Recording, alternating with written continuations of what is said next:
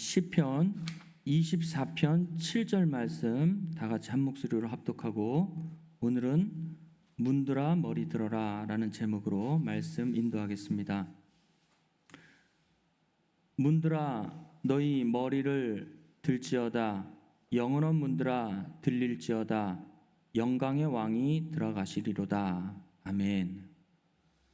본문 시편 24편 7절 말씀을 보면 문을 어떤 사람으로, 그렇죠? 문을 존재화시켜서 말씀하고 있습니다. 집의 문은 어떤 존재가 될 수는 없죠.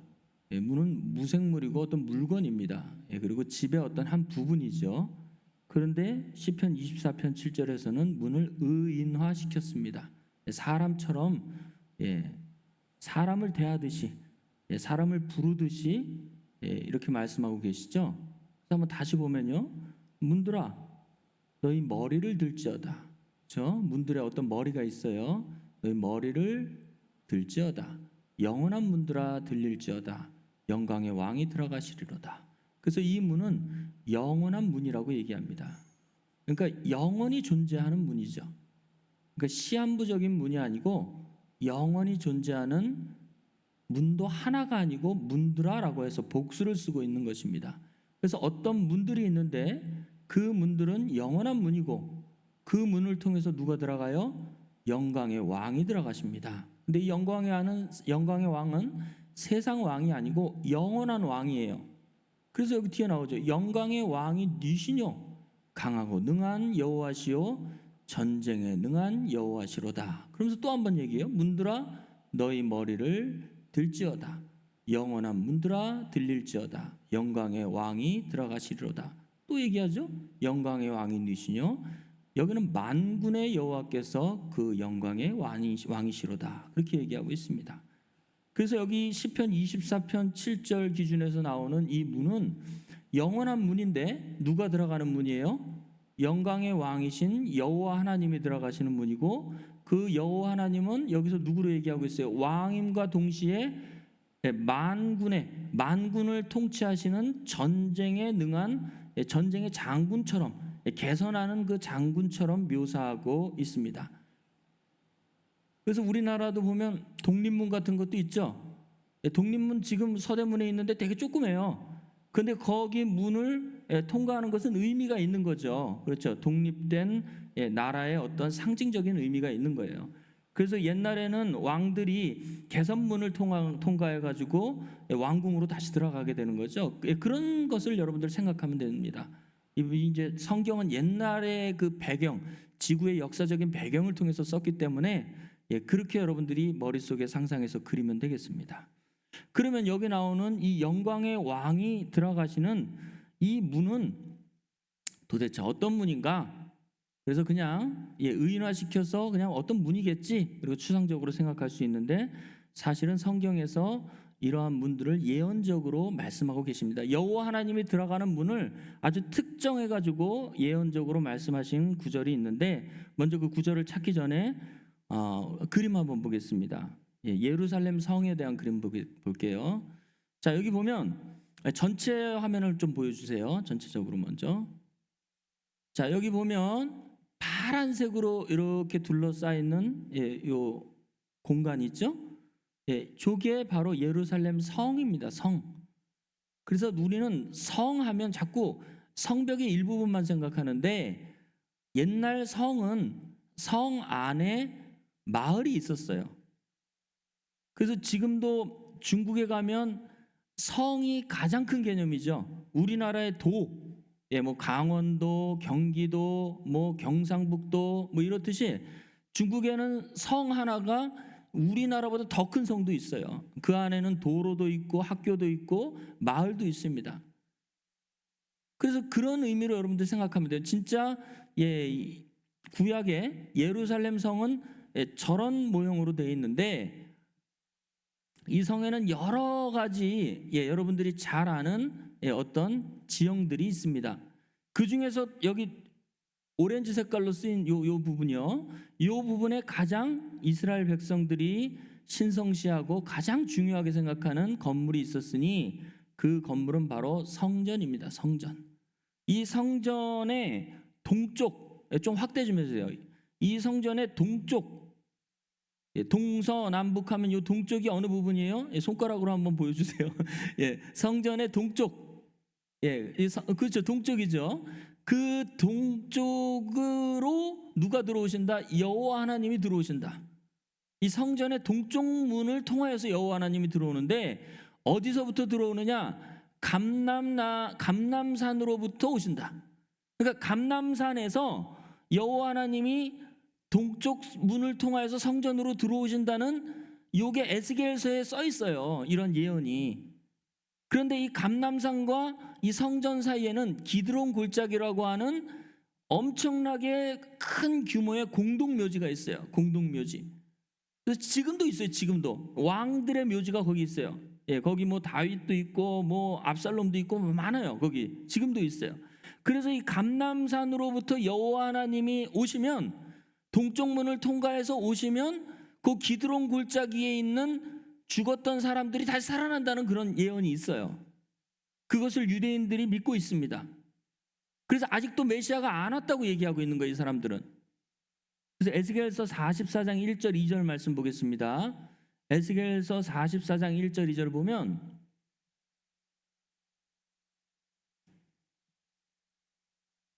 화면이 꺼졌어요. 에스겔서 44장 1절 말씀부터 2절 말씀 보겠습니다. 자, 그가 나를 데리고 성소 동향한 바깥문에 돌아오시니 그 문이 닫히었더라. 여호와께서 내게 이르시되 이 문은 닫고 다시 열지 못하리니 아무 사람도 그리로 돌아오지 못할 것은 이스라엘 하나님 나 여호와가 그리로 들어왔음이라. 그러므로 닫아둘지니라 라고 얘기하고 있어요. 그래서 동쪽 문은 누구만 들어오느냐? 여호와 하나님만 들어오는데 그 동쪽 문을 통과하여서 이 성소로 들어오시는데 그 동쪽 문은 닫아놔라, 그렇게 얘기하고 있었던 거예요. 그래서 이스라엘의 실제로 지금 중동에 있는 이스라엘의 동쪽 문은 누구한테 뺏겼느냐? 이 모슬렘들, 그 알라신을 믿는 모슬렘 교도들이 거기서 빼앗았어요. 그래서 이스라엘 땅은 어디냐? 이스라엘 땅은 어디만 지금 남아 있느냐? 성벽이 서쪽 성벽만 남아 있는 거예요. 그래서 여호와가 그 메시아가 오는 곳이 동쪽인데 이 동쪽을 빼앗겼으니 이 서쪽에서 계속 통곡하고 있는 거예요. 이 동쪽을 지금 탈환을 해야 돼. 지금 현대 이스라엘 백성들은. 그래서 지금도 중동에서 싸움이 일어나고 있는 그 배경 중에 하나가 이 동쪽 문을 통하여서 메시아 구원자가 와야 되는데 이 동쪽 문을 뺏겼으니까 이 이스라엘 백성들이 아직 메시아가 오지 않았다라고 얘기하고 있는 것입니다. 이게 그냥 우스운 얘기 같은데 이 사람들은 죽고 사는 문제예요. 지금 중동에 있는 이스라엘 백성들과 이 모슬렘들과의 싸움 중에 그 일부분은 이러한 성경적인 근거를 가지고, 이 구약 성경적인 근거를 가지고 이쪽이 내 거냐 이쪽이 네 거냐 하면서 그것을 탈환하기 위해서 지금도 싸우고 있다는 것을 여러분들 아시기 바랍니다. 그러나 기독교에서는, 개신교에서는 이미 그 여호와 하나님이 오셨어요. 예루살렘으로 입성하셨단 말이에요. 그게 바로 2000년 전 예수 그리스도께서 2000년 전에 감람산을 통하여서 다시 한번 보여주세요. 감람산으로부터 시작해서 어디로 왔어요? 성전으로, 예루살렘으로 입성한 그 사건이 역사적으로 실제로 있었어요. 그래서 마태복음 21장 8절에서 10절 말씀 보겠습니다. 마태복음 21장 8절에서 10절 말씀 보면 실제로 예수님께서 이 앞뒤 문맥을 보면 감람산으로부터 오셔요. 자, 그러면서 무슨 얘기가 나오냐? 무리가, 이스라엘 대부분의 무리들이 그 겉옷을 길에 펴고 다른 이들은 나뭇가지를 베어 길에 펴고 앞에서 가고 뒤에서 따르는 무리가 소리질러 가로되 호산나 다윗의 자손이여 찬송하리로다. 주의 이름으로 오시는 이여 가장 높은 곳에서 호산나 하더라. 예수께서 예루살렘에 들어가시니, 그렇죠, 들어가셨죠. 온 성이 소동하여 가로되 이는 누구뇨 하거늘. 그러니까 그 당시에도 구약부터 예언했던 그 동쪽으로 하나님의 성전으로 올 그 메시아가 예수님이라는 것을 알아본 사람들이 있었다는 거죠. 그들이 종려가지를 흔들면서 뭐라고 얘기했어요? 호산나 다윗의 자손이요, 그렇게 얘기하고 있죠. 호산나라는 뜻은 뭐예요? 지금 우리를 구원하소서, 그런 뜻이에요. 다윗의 자손이신 예수 그리스도요, 지금 우리를 구원하소서라는 얘기입니다.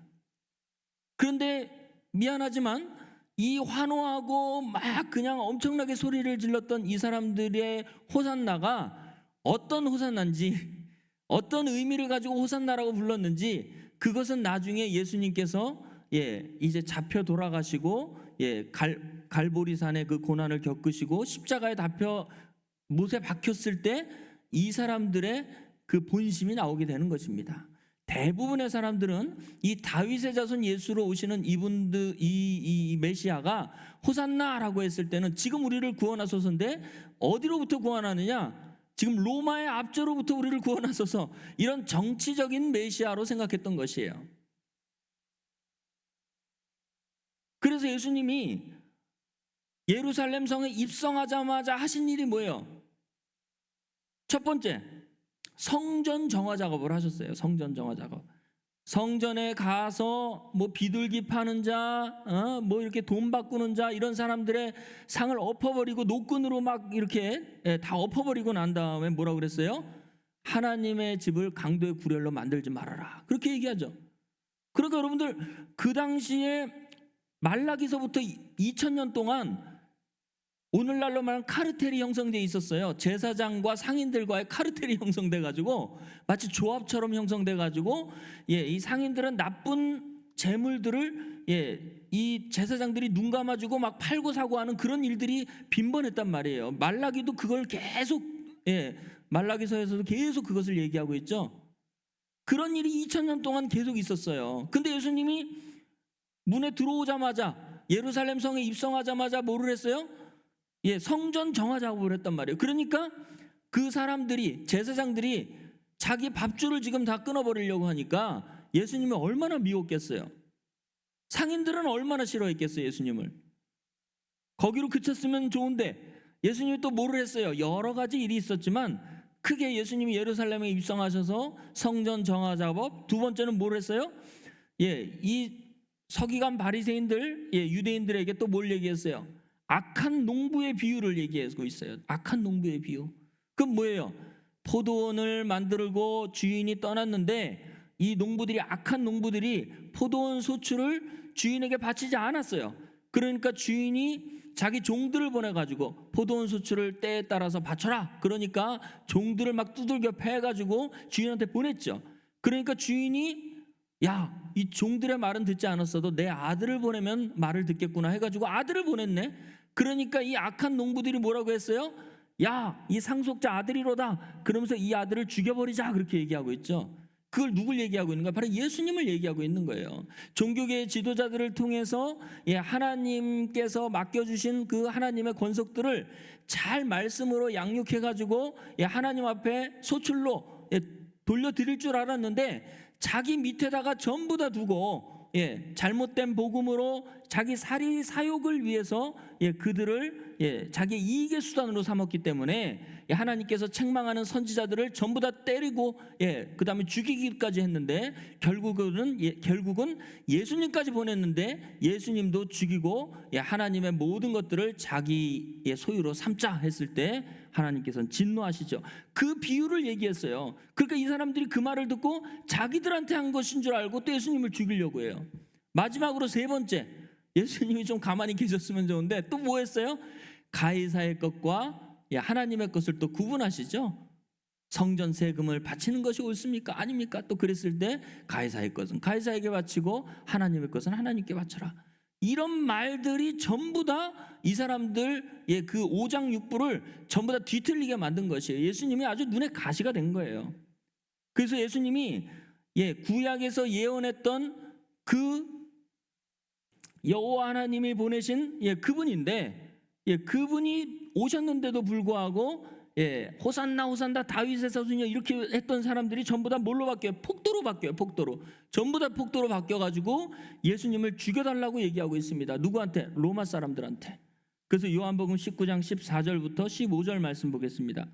요한복음 19장 14절부터 15절에 보면 이날은 유월절의 예비일이요 때는 제6시라 빌라도가 유대인들에게 이르되 보라 너희 왕이로다. 아까 예수님이 입성하고 나서 얼마 되지도 않았어. 며칠밖에 안 됐어요. 그러니까 저들이 뭐라고 그래요? 15절에 저희가 소리 지르되 없이하소서 저를 십자가에 못 박게 하소서. 빌라도가 가로되 내가 너희 왕을 십자가에 못 박으랴? 대제사장들이 대답하되 가이사 외에는 우리 왕이 없나이다. 하나님을 왕이라고 해놓고선 또 이제는 로마 사람들한테 아양 떨기 위해서 가이사 외에는 우리 왕이 없다고 또 얘기하고 있어요. 이 사람들의 이 마음 심보가 어땠어요? 그 속에 있는 그 하나님의 율법을 가지고 있다고 하는 이 사람들이 예수님도 죽이거니와 하나님에 대한 권위 또한 내팽개쳐 버리는 거예요. 자기 이익 때문에. 그렇게 타락한 것이에요. 그래서 메시아이신 예수 그리스도께서 오셔서 호산나 호산나 환영받고 다윗의 자손이요 그렇게 환영받고 들어오신 분은 졸지에 무슨 문이 된 거예요? 죽음의 음부로 들어가는 문이 된 것입니다. 예수님은 그것을 모든 것을 아시고 그 일들을 묵묵히 감당하신 사건을 우리는 알 수 있는 것입니다. 다시 한번 예루살렘 성 그림을 한번 다시 보여주세요. 그래서 에스겔이 말했던 여호와 하나님께서 이 성전의 동쪽 문을 통하여서 오시리라 라고 말씀했던 이 예언은 2000년 전에 실제로 역사적으로 이루어진 것입니다. 그런데 이것이 이 예수님께서 그 당시 2000년 전에는 이렇게 이 성전으로 들어오셨는데 죽었어요. 오히려 예수님께서는 골고다의 십자가에 죽으신 사건이 일어났던 것입니다. 그래서 마치 완성이 안 된 것처럼 보여요. 그러나 이제는 이러한 모든 것들이 다 이 영적인 차원에서 이제 예수님께서 실제로 요한복음 2장 19절 말씀 다시 보겠습니다. 우리가 잘 찾는 구절이지만 19절 말씀 보면 예수께서 대답하여 가라사대 너희가 이 성전을 헐어버려라 내가 사흘 동안에 일으키리로다. 이에 유대인들이 대답하여 가로되 예수께 말하기를 유대인들이 가로되 이 성전은 46년 동안의 지었건을 내가 3일 동안에 일으키겠느냐 하더라. 그러나 예수는 성전된 자기 육체를 가리켜 말씀하신 것이다. 죽은 자들 속에서 살아나신 후에야 제자들이 이 말씀하신 것을 기억하고 성경과 및 예수의 하신 말씀을 믿었더라. 그래서 이것은 예수님이 아주 획기적인 말씀이에요. 성전의 동쪽 문을 통하여서 예수님이 들어오시겠다, 하나님께서 들어오시겠다고 이 한 사건이 실제적으로 그 표면적으로는 안 이루어진 것 같은데 예수님께서는 이 사건을 완성하시기 위해서 예수님께서는 오신 것이에요. 그래서 성전된 자기 육체가 만들어지는 그때에 예수님께서는 예수님 안에 들어오는 그 예수님의 그 성전된 안으로 들어오는 그러한 상황들이 이제 만들어진다는 것을 예수님은 말씀하고 계시는 것입니다. 그래서 동쪽으로 오시겠다는 그런 말씀은 과연 무슨 얘기일까요? 동쪽. 그래서 방위적으로 동서남북이 있는데 동쪽으로 온다는 말은 사실은 민수기 2장 3절 보겠습니다. 민수기 2장 3절은 방위적인 동서도 있어요. 근데 민수기 2장 3절을 보면 동방에 해 돋는 편에 진칠 자는 그 군대대로 유다의 진기에 속한 자라. 유다 자손의 족장은 어쩌고 저쩌고 나와요. 그래서 그 보면 동쪽에 해 돋는 곳에 진칠 자는 그 군대는 유다의 진기다 그렇게 얘기하고 있죠. 그래서 유다 지파는 동쪽을 상징하고 있는 거예요. 그래서 이 여호와 하나님께서 오실 때에 누구를 통해서 유다 지파이신 예수 그리스도 왕을 통하여서 오신다는 얘기예요. 지금 그 광경을 얘기해 주고 있는 거예요. 육체된 성전으로 오실 때에는 유다 지파인 예수 그리스도를 통해서 하나님께서 오시겠다는 것을 말씀하고 계시는 것이죠. 그래서 요한계시록 5장 5절 말씀 보겠습니다. 요한계시록 5장 5절에 보면 장로 중 하나가 내게 말하되 울지 말라. 유대지파 사자 다윗의 뿌리가 이겼으니 이 책과 그 일곱인을 떼시리라 하더라. 그래서 예수님을 뭐라고 얘기하고 있어요? 유대지파의 천사, 이 천사가 아닙니다. 여기는 어흥사자입니다. 왜냐하면 유다지파의 진기에 그려져 있는 사자가 어흥사자예요. 어흥사자, 라이온 그걸 얘기하고 있어요. 유다지파의 라이온, 사자이신 바로 다윗의 뿌리이신 예수 그리스도를 얘기하고 있어요. 그래서 동쪽으로 하나님께서 오시겠다는 얘기는 바로 예수 그리스도를 통하여서 오시겠다는 얘기를 하고 있는 거예요. 2000년 전에는 마치 안 이루어진 것처럼 보여졌는데 실제로는 그것이 예수님께서 부활하시고 승리하심으로 말미암아 그 역사가 이루어지신 것입니다. 그래서 아까 다시 그림을 다시 보면요, 재밌어요. 에스겔서에서 나온 예언은 2000년 전에 예수님께서 오신 그 광경도 얘기하고 있지만 사실은 영적으로 오늘날 구원의 역사를 얘기하고 있는 거예요. 아까 말씀했어요. 감람산으로부터 오실 때에 기드론 골짜기를 통과해서 오신다고 했는데 그 기드론 골짜기는 무덤이 있는 곳이에요. 무덤. 그 무덤 속에 죽은 자들이 살아나는 역사가 나타나는 건데 그게 바로 부활의 때를 얘기하고 있는 것이죠. 그래서 그 부활의 때는 믿음의 선진들이 죽고 살아나는 그 부활의 때는 마지막 때예요. 진짜 마지막에 끝날에 이루어지는 그 때를 얘기하고 있지만 이제 영적으로 부활하는 그 때를 또 말씀하고 있는데 에스겔서 37장 1절 말씀 보겠습니다. 에스겔서 37장 1절에 보면 예수님이 오심으로 말미암아 죽은 자들이 살아나는 역사를 얘기하고 있죠. 여호와께서 권능으로 내게 임하시고 그 신으로 나를 데리고 가서 골짜기 가운데 두셨는데 거기 뼈가 가득하더라. 이게 바로 에스겔 골짜기예요. 그 유명한 에스겔 골짜기. 그래서 이 마른 뼈, 이 뼈들이 과연 무엇이냐? 11절에 나오죠. 11절에 보면 이 뼈들의 정체를 얘기해 주고 있어요. 이 개뼈다귀 소뼈다귀를 얘기하는 게 아니고 또 내게 이르시되 인자야 이 뼈들은 이스라엘 족속이다. 이들이 이르기를 우리 뼈들이 말랐고 우리의 소망이 없어졌으니 우리는 다 멸절되었다 하느니라. 자 12절 그러므로 너는 대언하여 그들에게 이르기를 주 여호와의 말씀에 내 백성아 내가 너희 무덤을 열고 너희로 거기서 나오게 하고 이스라엘 땅으로 들어가게 하리라. 내 백성들아 내가 너희 무덤을 열고 너희로 거기 나오게 한즉 너희가 나를 여호와인 줄 알리라. 그렇게 얘기하고 있죠. 그러니까 마른 뼈다귀가 하나님의 말씀을 듣지 못한 그 이스라엘 백성의 상태를 얘기해주고 있는 거예요. 영적인 상태를 얘기해주고 있는 거죠. 그들이 전부 어디 있어요? 무덤에 있다고 얘기하고 있어요. 무덤에. 그렇죠? 이 기드론 골짜기를 그냥 비유적으로 얘기했지만 사실은 예수님께서 오실 때에 우리에게 오실 때에 그 무덤을 열고 거기서 백성이 나오게 하는 그 영적인 구원의 상태를 지금 얘기해주고 있는 것입니다. 그래서 이 무덤이 과연 무엇이냐? 아까도 얘기했어요. 2000년 동안 예수님이 오시기 2000년 동안 말라기서부터 시작해가지고 종교계의 지도자들을 통해서 전부 다 백성들이 죽어 있는 상태예요. 에스겔서의 이 상태는. 그래서 마태복음 23장 27절 말씀 보겠습니다. 예수 그리스도께서 오시기 전에 이 모든 사람들은 전부 2000년 동안 뭐하고 있었어요? 화 있을진저 외식하는 서기관들과 바리새인들이여 이 사람들은 어떤 사람 같다?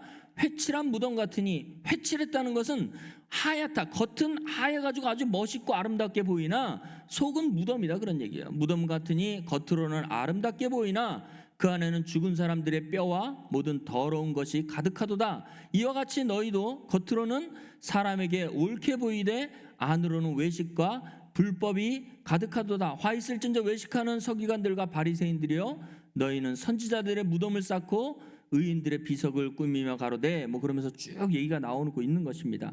그래서 예수님이 오시기 전까지 메시아가 오시기 전까지 이스라엘의 모든 그 영적 상태는 바로 회칠한 무덤 속에 있는 마른 뼈 같은 상태이다. 그렇게 얘기하고 있습니다. 그때 예수님께서 오시고 나서 2000년 전에 예수님께서 오시고 나서 어떻게 바뀌어졌어요? 요한복음 5장 25절 말씀부터 26절 말씀 보겠습니다. 자, 예수님이 이제 에스겔서에 말씀하신 것처럼 대언하시기 시작하죠. 하나님의 말씀을 대언하니까 어떤 일이 일어나요? 진실로 진실로 너희에게 이르노니 죽은 자들이 하나님의 아들의 음성을 들을 때가 오나니 언제다? 이때다. 듣는 자는 살아나리라. 앞으로 살아날 게 아니고 이때 말씀을 듣는 사람들은 살아난다는 것이에요. 진실로 진실로 너희에게 이르노니 26절이요. 아버지께서 자기 속에 생명이 있음 같이 아들에게도 생명을 주어 그 속에 있게 하셨고 여기까지가 현재 사건이고 그 뒤에 이제 인자됨을 인하여 심판하는 권세를 주셨다라는 이 부분은 미래 사건을 얘기해 주고 있습니다. 다시 25절로 가볼게요. 자, 진실로 진실로 너희에게 이르노니 죽은 자들이 하나님의 아들의 음성을 들을 때가 오는데 언제다? 곧 이때다 그런 얘기예요. 이때다. 그래서 예수 그리스도께서 2000년 전에 오셔가지고 하나님의 말씀의 음성을 대언했을 때에 어떤 일이 일어나요? 에스겔서로 보면 뭐가 역사가 일어나요? 그렇죠. 생기가 그 죽은 자들 속에 들어가게 되어져서 무덤 속에 있는 자들이 살아나게 되는 역사가 일어나게 되어지는 것입니다. 그것을 영적 부활이라고 얘기하고 있고 첫째 부활 안에 동참하는 사건들이 나타나게 되어지는 것입니다. 그래서 예수님은 실제로 2000년 전에 그 문을 통해서 오셨지만 호산나 다윗의 자손이 했던 사람들이 전부 거의 다 폭도로 바뀌어가지고 예수님을 십자가에 못 박으소서 하는 마치 실패한 것처럼 보여지지만 사실은 예수님께서 요한복음 2장 19절 이하에 내가 온 그 성전은 이 지금 헤롯 성전을 얘기하는 것이 아니고 진실로 너희에게 이르노니 죽은 자들이 아들의 음성을 듣는 그때에 그들이 살아나는 그때를 나는 얘기하고 있는 것이다. 그렇게 얘기하고 있는 것입니다. 그래서 지난주에 말씀했던 마태복음 16장 18절과 연결이 되는 거죠. 마태복음 16장 18절 또 내가 내게 이르노니 너는 베드로라 이 반석 위에 내 교회를 세우리니 음부의 권세가 이기지 못하리라 그렇게 얘기하고 있습니다. 그래서 여기 보면 음부의 권세가 이기지 못하리라 하는 이 권세가 이 권세가 아니고 이게 이제 소프트 바이블이 이게 오타가 있어요. 그래서 여기 보면 권세라는 이 단어가 필라이 해가지고 원형이 필레인데 이게 이제 오타예요. 여기 보면 이게 문이라는 뜻이에요. 영어는 또 잘 써 있어. 영어는 게이트라고 써 있죠. 게이트의 복수형을 쓰고 있어요. 그래서 문들이에요. 문들. 이거 오타입니다. 이건 보지 마세요. 다른 성경을 보시고 그냥 책으로 보면 전부 나와 있습니다. 그래서 이 필레라는 4439번은 문입니다. 문. 근데 이게 복수형을 써서 문들이에요. 문들. 그래서 다시 한글로 가보겠습니다. 또 내가 내게 이르노니 너는 베드로라. 내가 이 반석 위에 내 교회를 세우는데 음부의 문들이 너 베드로 하나님의 교회인 베드로를 이기지 못하리라 그렇게 얘기하고 있습니다. 그래서 음부의 문들이 있어요. 문들이 하나가 아니고 여러 문들이 있다는 것이에요. 그 문들과 그리고 반석 위에 세운 교회와 언젠가는 싸우게 된다는 것을 얘기하고 있는 거죠. 그래서 지상교회를 무슨 교회? 전투하는 교회. 그렇죠? 전쟁하는 교회라고 얘기하고 있는 것입니다. 계속 영적 전쟁이 일어나게 되어지는 것이에요. 근데 어떤 사람들은 문 하면 제가 한번 보여드리는 또 그림 한번 더 보여주세요. 어떤 사람은 자꾸 문 하면 집과 별개로 생각하고 있어요. 그래서 그 누구나 다 아는 얘기인데도 불구하고 이게 성경만 들어가면 이게 자꾸 오해하거나 아니면 다르게 생각하시는 분들이 있을까 봐서 여기 그림을 준비했어요. 자 보세요. 이게 집이죠. 지금 이렇게 그림에 집이 있죠. 근데 집에 파란색 문이 있어요. 그럼 제가 그냥 초등학생들도 아는 질문을 할게요. 문은 집입니까? 아니면 집하고 다른 겁니까? 다른 구조물입니까? 다시 얘기할게요. 문은 집의 일부분입니까? 아니면 집이 아닙니까? 집이 아닌 문은 또 따로 있는 것입니까? 당연히 집이죠. 한 구조물이에요. 한 구조물. 근데 문은 이 집에서 가장 먼저 들어가는 공간이죠. 이걸 통해서 이 집으로 들어가는 거예요. 그래서 제가 왜 이런 얘기를 하냐면 다시 마태복음으로 다시 돌아가 보겠습니다. 마태복음 16장 18절에 들어가면 음부의 문들이 너를 이기지 못하리라. 그러면 음부의 문들은 따로 있고 음부는 따로 있는 거예요? 아니죠. 음부의 문들은 곧 음부를 얘기하고 있는 거예요. 음부 속으로 들어가게 하는 어떤 존재들을 얘기하고 있는 것입니다. 그러면 반석 위에 내 교회인 이 베드로는 반석과 연합된 베드로죠. 그랬을 때에는 베드로를 통해서 반석으로 들어가게 되어지는 것이죠. 그렇죠. 그래서 성경에서는 이 문들을 요한계시록 21장 9절에서 13절 말씀 보겠습니다. 성경에 이렇게 얘기하고 있어요. 거룩한 성 새 예루살렘 하나님 나라 천국을 이렇게 얘기하고 있습니다. 7 대접을 가지고 7 재앙을 담은 7 천사 중 하나가 나와서 내게 말하여 가로되 이리 오라 내가 신부 곧 어린 양의 아내를 내게 보이리라. 잘 보세요. 뭘 보인다고 그랬어요? 신부 곧 어린 양의 아내를 네게 보이겠다 그렇게 얘기하고 있어요. 어린 양의 아내를 보인다고 얘기했어요. 자, 그다음 보겠습니다. 10절 성령으로 나를 데리고 크고 높은 산으로 올라가 하나님께로부터 하늘에서 내려오는 거룩한 성 예루살렘을 보이니 신부 곧 어린 양의 아내를 보인다고 했는데 뭘 보여줘요? 거룩한 성 예루살렘을 보이는 거예요. 그러니까 거룩한 성 예루살렘은 신부 곧 어린 양의 아내를 얘기하고 있는 거죠. 그냥 두시고 갈라디아서 4장에도 보면 여자를 성으로 얘기하고 있어요. 이 거룩한 성 새 예루살렘, 하늘의 예루살렘이라고도 얘기하고 있습니다. 자, 그러면서 11절 말씀 보겠습니다. 하나님의 영광이 있음에 그 성의 빛이 지극히 귀한 보석 같고 벽옥과 수정 같더라. 크고 높은 성곽이 있고 12문이 있는데 문에 12천사가 있고 그 문들 위에 이름을 썼으니 이스라엘 자손 12지파의 이름이라. 동편의 세 문, 북편의 세 문, 남편의 세 문, 서편의 세 문이니. 그래서 이것은 다 조금 누굴 얘기하고 있는 거예요? 12지파를 얘기하고 있는 거예요. 그러니까 하나님 나라를 들어가려면 12지파의 문을 통과해서 들어가는 거예요. 그럼 그 12지파도 예루살렘 성이죠. 예루살렘 성 안에 들어가려면 그 12지파를 통과해서 들어가니까, 그렇죠, 그 12문도 전부 예루살렘 성으로 볼 수 있는 것이에요. 그래서 하나님의 교회들은 전부 문들을 통해서 들어가는데 그 문들은 주님과 연합된 하나님의 자녀들을 통과해서 들어가는 것입니다. 그래서 여러분들을 아까 그 복음성가 당신은 하나님의 언약 안에 있는 축복의 통로 한번 보겠습니다. 그래서 이 찬양이 참 은혜스러운 게 뭐냐면 여러분들은 뭐다?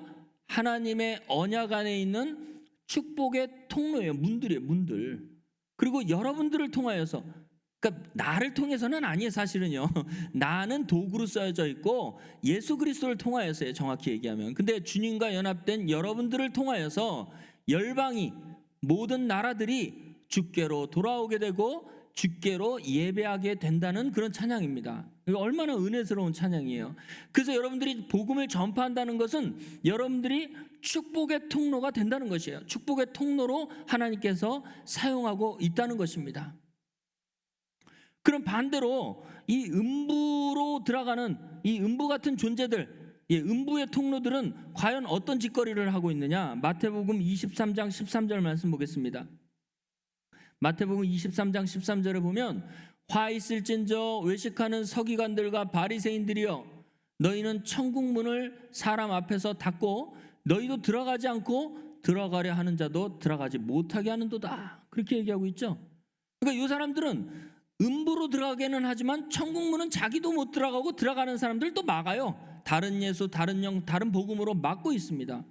똑같은 내용을 누가복음 11장 52절에서는 이렇게 얘기하고 있어요. 뭘로 못 들어가게 하느냐? 이 사람들도 무기가 있어요. 뭘로 못 들어가게 하느냐? 11장 52절 말씀 보겠습니다. 누가복음 11장 52절. 자, 화 있을진저 너희 율법사여, 너희가 지식의 열쇠를 가지고 너희도 들어가지 않고 또 들어가도록 하는 자도 막았느니라 하시니라. 그렇게 얘기하고 있습니다. 지식의 열쇠, 이들은 뭐예요? 율법사기 때문에 하나님의 말씀을 먼저 받은 사람들이에요. 근데 이 사람들이 그 열쇠가 있는데도 불구하고 자기도 못 들어가고 들어가게 하는 사람들도 혼미케 해가지고 들어가지 못하게 하는 일이 일어나게 되어지는 것입니다. 그럼 들어가지만 못하게 되느냐? 아니에요. 이들이 음부 속으로 들어가게 하는 거예요. 그래서 무덤 속으로 사람을 인도하게 하는 것이죠. 그래서 다시 마태복음 23장 27절 28절 다시 돌아가면 화 있을진저 외식하는 서기관들과 바리새인들이여, 외식하는 회칠한 무덤 같으니 겉으로는 아름답게 보이나 그 안에는 죽은 사람의 뼈와 모든 더러운 것이 가득하도다. 그러면 거기에 있는 사람들을 끄집어내려면 어떻게 해야 돼요? 에스겔서와 마찬가지로 하나님의 말씀을 대언하면 마른 뼈들에게 생기가 들어가서 영과 생명이 들어가서, 신약으로 얘기하면 하나님의 말씀이 들어가서 그들이, 죽은 자들이 살아나는 역사가 나타나게 되어지는 것입니다.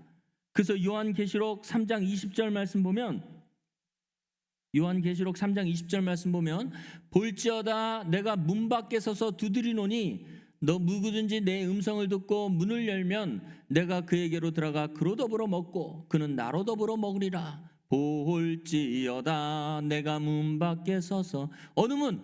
마음문. 똑똑똑 문 좀 열어주세요. 누가 찾아왔나봐. 우리들의 마음문에 누가 찾아왔나봐. 그래서 마음문을 뭘로 두드려요? 하나님의 말씀으로 두드리면 그 문을 열면 어떻게 돼요? 내가 그에게로 들어가고 그는 나로 더불어 먹고 나는 그로 더불어 먹고. 이게 무슨 얘기냐면 이게 구약적인 배경을 갖고 있어야 돼요, 여러분들. 이게 그가 나에게로 들어와서 더불어 먹고 그는 나로 더불어 먹는다는 이것은 구약의 역사적인 배경을 여러분들 아셔야 돼요. 다윗이 자기의 먼저 자기를 핍박했던 그 초대왕 사울, 그렇죠? 예, 사울에게 엄청나게 핍박을 받았는데 다윗이 죽을 고비를 누가 넘기게 해줬어요? 요나단이 넘기게 해줬죠. 그래서 요나단과 언약을 했어요. 너는 내 자손과 그리고 내 식솔들을 죽이지 말아라. 그러니까 다윗이 언약을 했어요. 그래가지고 이 요나단이 죽고 나서 요나단의 아들 중에 무비보셋이라는 그 아들이 있었는데 그 아이는 피난 갈 때에 유모의 그 손에서 떨어져가지고 두 발이 다 불구가 됐어요. 그래서 다윗이 왕이 된 다음에 그 무비보셋을 찾았을 때 무비보셋은 난 이제 죽었구나. 그렇게 해가지고 다윗과 함께 갔는데 다윗이 어떻게 했어요?